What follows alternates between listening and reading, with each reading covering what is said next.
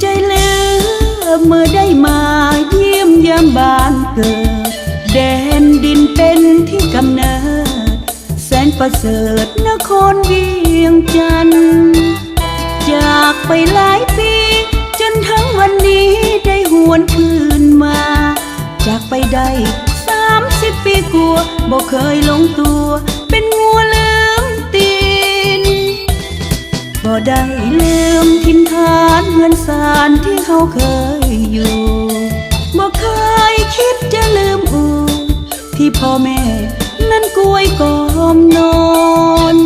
ห่างเจ้าเพียงกายส่วนหัวใจยังห่วงอาวรณ์คิดฮอดบ้านเกิดเมืองนอนใจอาวรณ์ทุกวันเวลาวันนี้ได้มาพบหน้าพ่อตาป้าลุงพ่อแม่อาพี่น้องเฒ่าแก่ได้มาแวะแสนสุขสื่นใจวันนี้ได้มาอดกันน้ำตาเอาไว้บ่ไหวข้านี้สุดที่ดีใจจนน้ำตาไหลเมื่อได้มาเห็นอยู่เมืองใดคิดแดนใดบ่คือบ้านเฮาข้าบ่อยากหนีไกลเจ้าบ้านเมืองเฮาหุ่งเฮืองอารามอยู่ดีกินดี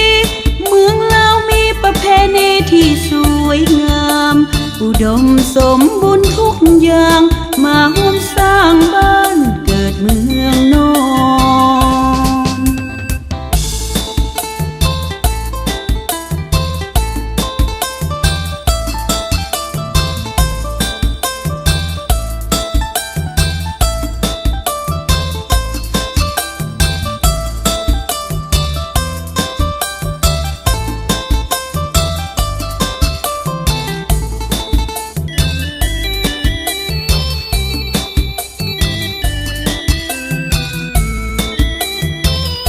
วันนี้ได้มา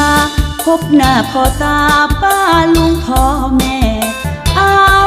พี่น้องเฒ่าแก่ได้มาแวะแสนสุขสื่นใจวันนี้ได้มาอดกันน้ำตาเอาไว้บ่ไหวข้านี้สุดที่ดีใจจนน้ำตาไหล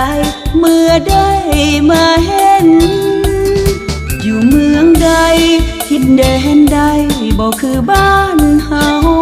ข้าบ่อยากหนีไกลเจ้าบ้านเมืองเฮา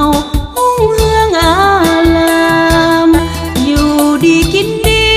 เมืองเรามีประเพณีที่สวยงามอุดมสมบูรณ์ทุกอย่างมาร่วมสร้าง